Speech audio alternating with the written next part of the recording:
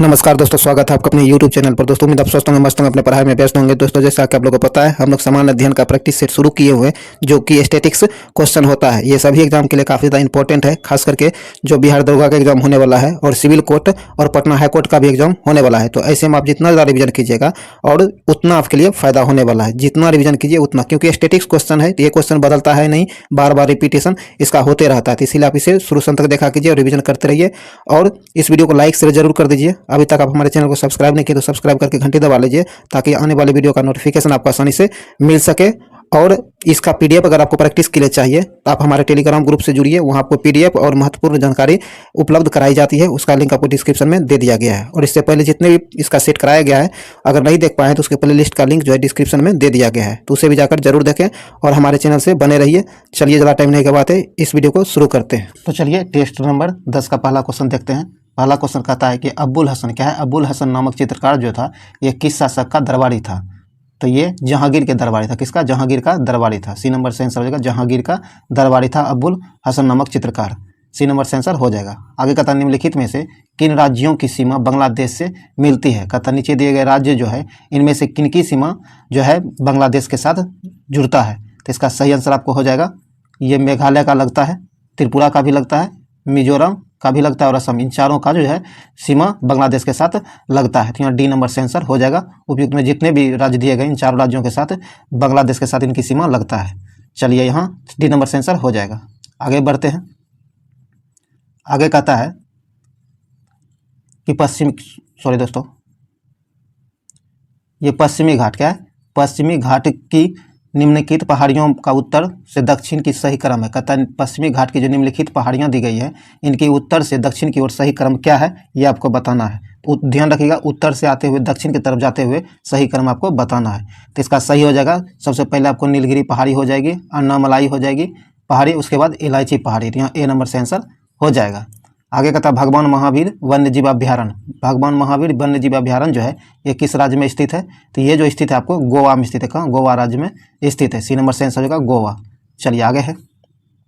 आगे कहता है कि वर्षा जल का पीएच मान, क्या है, वर्षा जल का पीएच मान जो है कितना होता है पर हम उसे अम्लीय वर्षा की संज्ञा देते हैं?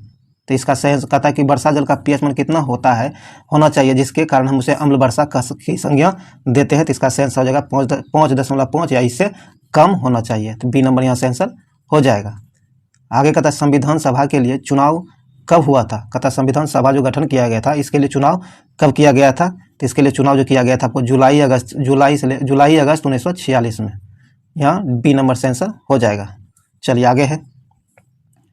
आगे कहता है कि संविधान का वह कौन सा भाग है जिसे लागू करवाने के लिए व्यक्ति सीधे उच्चतम न्यायालय में जा सकता है? कहता है संविधान का वह कौन सा भाग है जिसे लागू करवाने के लिए व्यक्ति जो है सीधे उच्चतम न्यायालय में जा सकता है? तो इसका सही आंसर हो जाएगा आपको, ये भाग 3 को लागू करवाने के लिए व्यक्ति जो है सीधा उच्चतम न्यायालय तक जा सकता है। यहाँ ए नंबर से आंसर हो जाएगा, भाग 3 को लागू करवाने के लिए। आगे कहता है स्वदेशी आंदोलन की शुरुआत किस अधिवेशन में, स्वदेशी आंदोलन जो है इसकी शुरुआत किस अधिवेशन के बाद हुई है? तो स्वदेशी आंदोलन की शुरुआत जो हुआ है आपको बनारस अधिवेशन के बाद हुआ है। तो यहाँ सी नंबर से आंसर होगा बनारस अधिवेशन। चलिए आगे है। आगे कहता कि चंपारण सत्याग्रह के प्रमुख किसान नेता कौन थे? कहता कि चंपारण सत्याग्रह जो हुआ था उसके प्रमुख किसान नेता कौन थे? तो इसका सही आंसर हो जाएगा राजकुमार शुक्ल। इन्होंने ही गांधी जी को चंपारण आकर यहाँ के नील खेतिहरों का दशा जो है देखने के लिए कहा था और इसके सहयोग करने के लिए कहा था। तो यहाँ राजकुमार शुक्ल हो जाएगा। आगे कहता निम्नलिखित में से कौन प्रत्यक्ष कर नहीं है? कहता नीचे दिए गए कर जो है इनमें से कौन प्रत्यक्ष कर नहीं है? तो ये सीमा शुल्क, क्या है, सीमा शुल्क जो है ये आपको प्रत्यक्ष कर नहीं है। यहाँ सी नंबर से आंसर हो जाएगा। चलिए आगे बढ़ते हैं। दोस्तों ये काफ़ी ज़्यादा इंपॉर्टेंट है, स्टैटिक्स क्वेश्चन है तो इंपॉर्टेंट है, ये बार बार रिपीट होते रहता है। तो इसीलिए आप इसे मिस नहीं कीजिए, शुरू से अंत तक जरूर देखिए और इसे लाइक करिए, फिर दोस्तों के साथ शेयर जरूर कर दीजिए।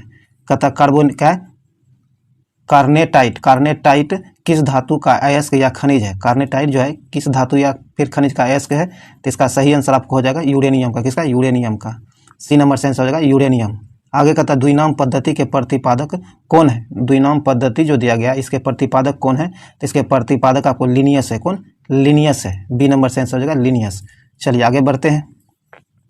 आगे कहता है किस संविधान संशोधन के द्वारा, किस संविधान संशोधन द्वारा एक ही व्यक्ति को 2 या 2 से अधिक राज्यों का राज्यपाल बनाने संबंधी प्रावधान दिया गया? कहता हुआ कौन सा संविधान संशोधन है जिसके द्वारा एक ही व्यक्ति को 2 या 2 से अधिक राज्यों का राज्यपाल बनाने से संबंध जो है प्रावधान दिया गया है? तो इसका सही आंसर हो जाएगा आपको 7वां संविधान संशोधन के अंतर्गत। तो यहाँ ए नंबर से आंसर हो जाएगा। चलिए आगे बढ़ते हैं। आगे कहता है कि बिहार में पंचायतों की वित्तीय स्थिति बिहार में पंचायतों की वित्तीय स्थिति का पुनर्विलोकन करने के लिए निम्न में से कौन राज्य वित्त आयोग का गठन करता है? तो इसका सही आंसर आपको हो जाएगा, ये राज्यपाल करता है। कौन? राज्यपाल करता है। सी नंबर से आंसर हो जाएगा। आगे कहता है गीत गोविंद के रचयिता जयदेव। कहता गीत गोविंद के रचयिता जयदेव जो है ये किस शासक के दरबारी कवि थे? तो ये जो आपको दरबारी थे और कवि आपको लक्ष्मण सेन के दरबारी कवि थे। डी नंबर से आंसर हो जाएगा। और आपको डायरेक्ट एग्जाम में पूछ लिया जाता है गीत गोविंद के रचयिता कौन है, तो यहाँ आपको जयदेव हो जाएगा। तो यहाँ तो आपको क्वेश्चन में ही दे दिया गया है, तो ध्यान रखिएगा। तो ये लक्ष्मण सेन के दरबारी कवि थे। कौन? तो जयदेव। इन्होंने ही गीत गोविंद के रचयिता है। चलिए आगे बढ़ते हैं। आगे कहता है कि हंटर कमीशन की रिपोर्ट में किसके विकास पर विशेष जोर दिया गया था? कहता है हंटर कमीशन जो आया था इसके रिपोर्ट में किसके विकास पर विशेष जोर दिया गया था? तो ये जो है प्राथमिक शिक्षा के विकास पर भरपूर जोर दिया गया था। सी नंबर से आंसर हो जाएगा, प्राथमिक शिक्षा के विकास पर। चलिए आगे बढ़ते हैं। आगे कहता है कि भारतीय संविधान के अनुच्छेद 244 संबंधित है। कहता है भारतीय संविधान का अनुच्छेद 44 जो है यह किससे संबंधित है? तो यह जो है आपको अनुसूचित क्षेत्रों और जनजाति क्षेत्रों का प्रशासन से संबंधित है। तो ए नंबर से आंसर हो जाएगा। चलिए आगे बढ़ते हैं। आइए दोस्तों, आगे कहता है कि बिहार में पंचायत का मुखिया अपना त्याग पत्र देता है। कहता है अगर बिहार में जो है पंचायत का मुखिया को अपना त्याग पत्र देना हो तो यह किसे सौंपेगा अपना त्याग पत्र? तो इसका सही आंसर हो जाएगा आपको, ये जो है जिला पंचायत राज पदाधिकारी को अपना त्याग पत्र सौंपेगा। डी नंबर से आंसर हो जाएगा, जिला पंचायत राज पदाधिकारी को अपना त्यागपत्र सौंपेगा। आगे कहता निम्नलिखित में से कौन सा देश भू आवेष्टित नहीं है? कहता निम्नलिखित में से कौन सा देश है जो भू आवेष्टित नहीं है? तो इसका सही आंसर हो जाएगा आपको रूस। डी नंबर से आंसर हो जाएगा रूस। चलिए आगे बढ़ते हैं। आगे कहता है दोस्तों कि किस बौद्ध संगीति के दौरान विनय पिटक एवं सूत पिटक की रचना की गई है? कहता है कि बौद्ध का वह कौन सा संगीति था जिसके दौरान जो है विनय पिटक और सूत पिटक की रचना की गई है?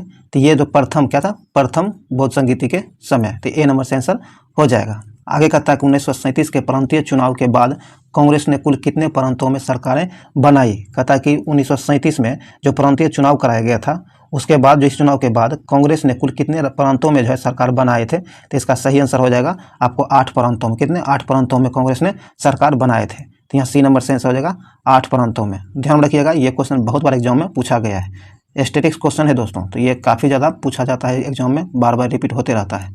तो इसीलिए आप इसे बार बार रिविजन कीजिए और पूरा जरूर देखा कीजिए।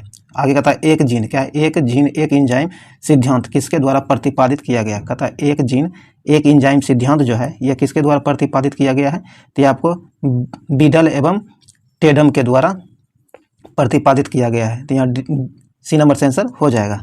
चलिए आगे बढ़ते हैं।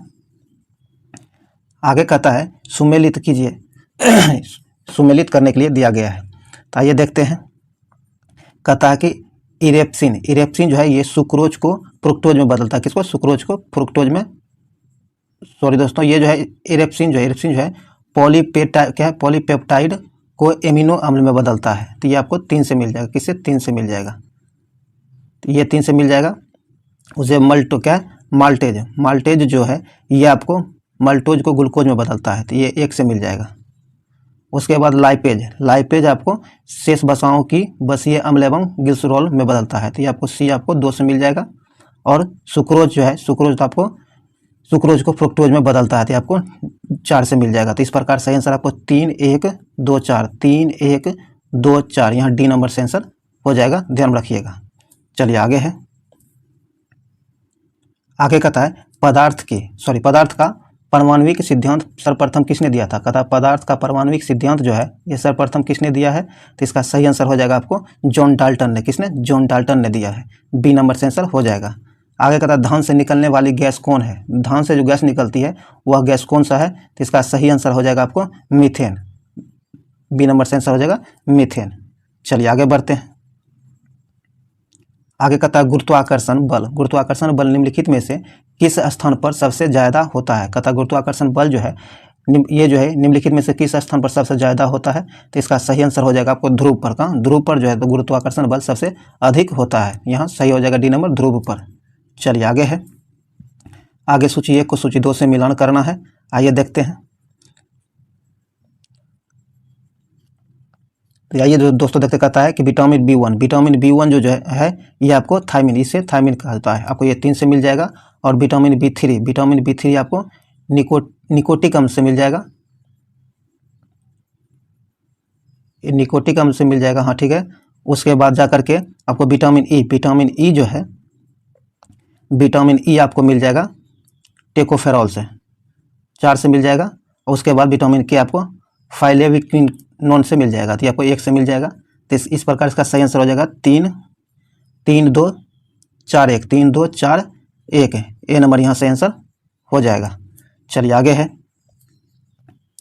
आगे कहता है कि ध्वनि की चाल निर्वात में वो कितना होता है। कहता है ध्वनि की चाल जो है निर्वात में कितना होता है, तो ध्वनि की चाल निर्वात में जो होता है ये होता है 0।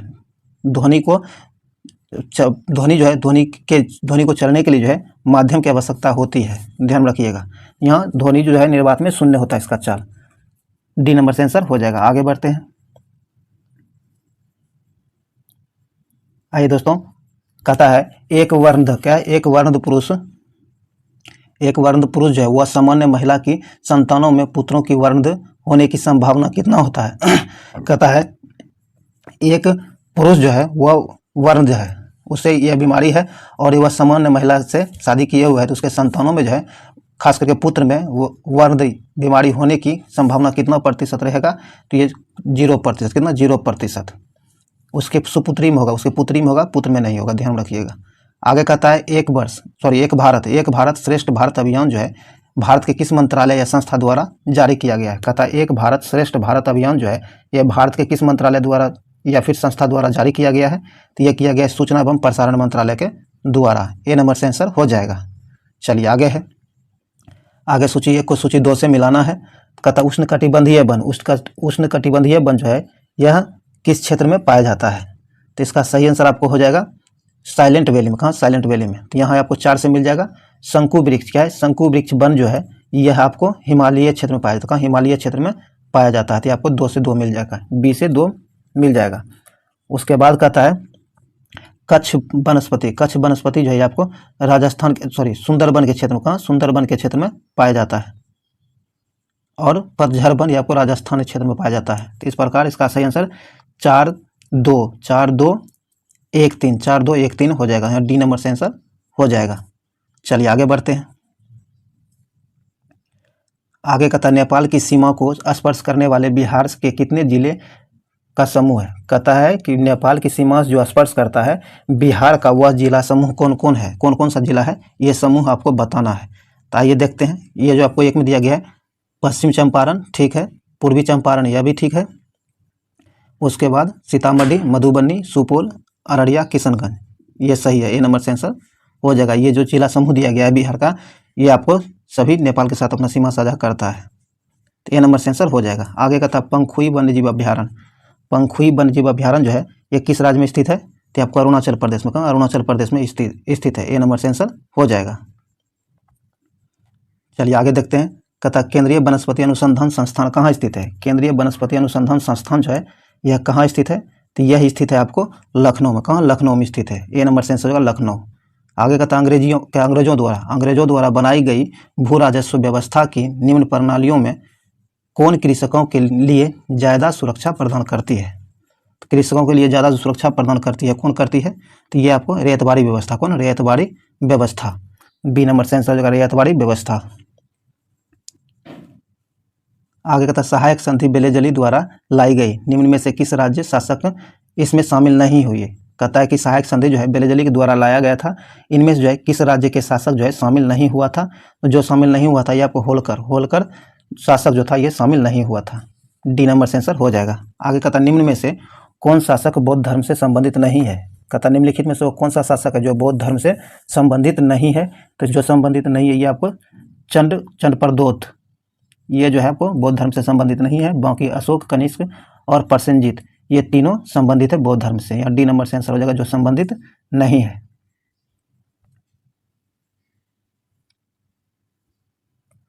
आगे कहता है बुद्ध की खड़ी प्रतिमा निम्न में से किस काल में बनाई गई है? बुद्ध की खड़ी प्रतिमा जो बनाई गई थी यह किस काल में बनाई गई थी? तो यह कुषाण के काल में। किसके? कुषाण के काल में बुद्ध की खड़ी प्रतिमा का निर्माण किया गया था। सी नंबर से आंसर हो जाएगा।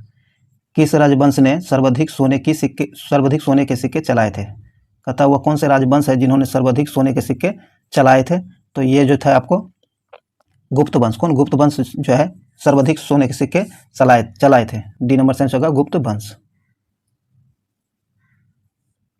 आगे कहता निम्नलिखित में कौन सुमेलित नहीं है? जो सुमेलित नहीं है ये आपको बताना है। तो ये आपको मुस्लिम द्वारा दिया जाने वाला भूमि कर को खराज कहा जाता था, ये सुमेलित नहीं है। डी नंबर से आंसर होगा, बाकी सब सुमेलित दिया गया है। आगे कहता निकोलो कोंटी, क्या निकोलो कोंटी जो है किस देश की यात्री था? कहता निकोलो कोंटी जो है ये किस देश का यात्री था? तो इसका सही आंसर होगा इटली का। कहाँ का? इटली का यात्री था। सी नंबर से आंसर हो जाएगा। चलिए आगे है। आगे कहता विजयनगर साम्राज्य पर सर्वाधिक काल तक किस वंश का शासन रहा था? कहता विजयनगर साम्राज्य जो था इस पर सर्वाधिक समय तक किसका शासन रहा था? किस वंश का शासन रहा था? तो इसका सही आंसर हो जाएगा आपको संगम वंश का। किसका? संगम वंश का। बी नंबर से आंसर हो जाएगा। निम्न में से कौन लोहा का अयस्क नहीं है? नीचे जो दिया गया अयस्क, इनमें से लोहा का अयस्क कौन नहीं है ये आपको बताना है। तो लोहा का अयस्क आपको मेलेकाइट जो है ये लोहा का अयस्क नहीं है। बाकी हेमेटाइट, मैग्नेटाइट और सिडेराइट ये तीनों आपको लोहा का अयस्क है। यहाँ डी नंबर से आंसर हो जाएगा, जो लोहा का अयस्क नहीं है। चलिए आगे बढ़ते हैं। आगे कहता है हीरे का क्रिस्टल किस आकार के होते हैं? कहता है हीरे का क्रिस्टल जो होता है यह किस आकार का होता है? तो ये जो होता है इसका आकार चतुष्फलकीय होता है। क्या? चतुष्फलकीय होता है। बी नंबर से आंसर हो जाएगा चतुष्फलकीय। तो यहाँ बी नंबर से आंसर हो जाएगा। ये षष्ठफलकीय जो होता है, षष्ठफलकीय होता है ग्रेफाइट का, ध्यान रखिएगा। आगे कहता है कि एशिया का सबसे पुराना शेयर बाजार है। एशिया का सबसे पुराना शेयर बाजार जो है कौन है? तो इसका सही आंसर हो जाएगा आपको Bombay stock exchange. Bombay stock exchange जो है एशिया का सबसे पुराना शेयर बाजार है। डी नंबर से आंसर हो जाएगा।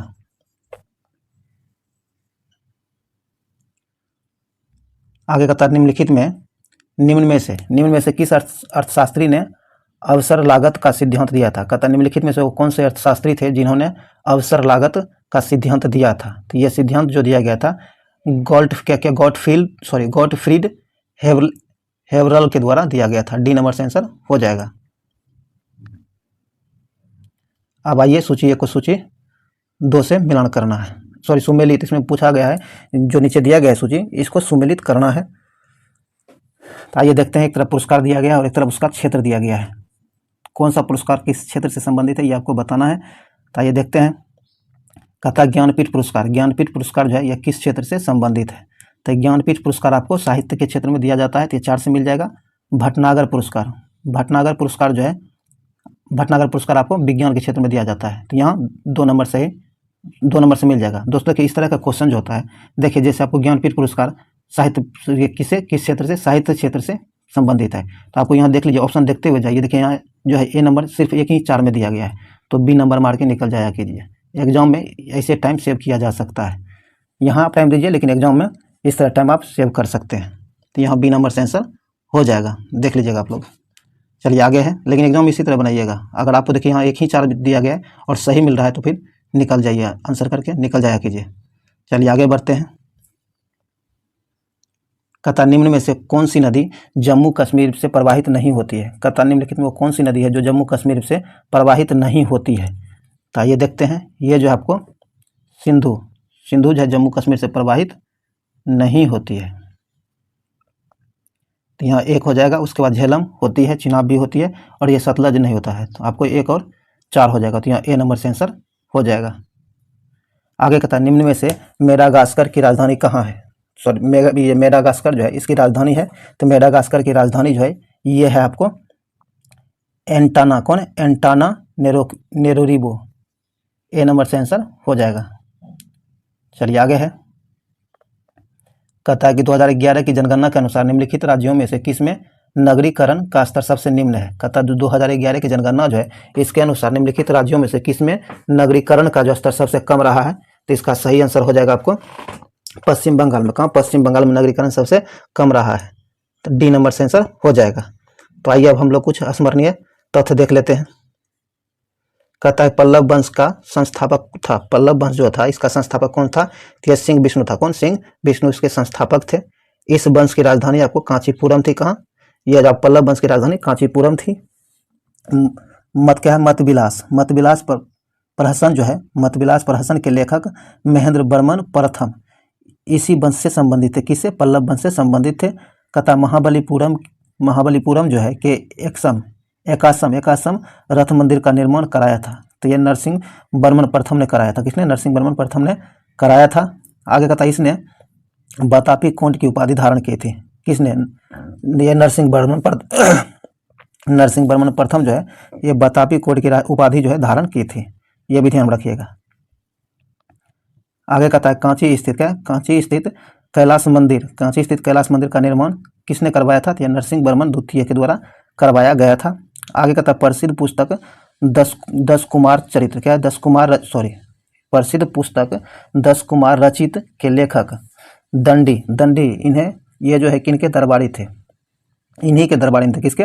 नरसिंह वर्मन द्वितीय के दरबारी थे। तो ये ध्यान में रखिएगा दोस्तों। जो भी वस्तुनिष्ठ प्रश्न था वो और स्मरणीय तथ्य ये सारे सब समाप्त हो गए हैं। उम्मीद है वीडियो आपके लिए यूजफुल रहा होगा, क्योंकि ये जो स्टैटिक्स है तो ये बार बार एग्जाम में रिपीट होते रहता है, तो ये काफ़ी ज़्यादा इंपॉर्टेंट रहा होगा। और अगर अभी तक आप लाइक नहीं किए तो लाइक जरूर कर दीजिए, अपने दोस्तों के साथ शेयर भी कीजिए, चैनल सब्सक्राइब करके घंटी दबा लीजिए ताकि आने वाले वीडियो का नोटिफिकेशन आपको आसानी से मिल सके।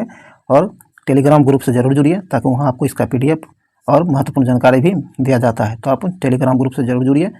चलिए इस वीडियो को यहीं समाप्त करते हैं, मिलते हैं अगले वीडियो में, तब तक के लिए जय हिंद।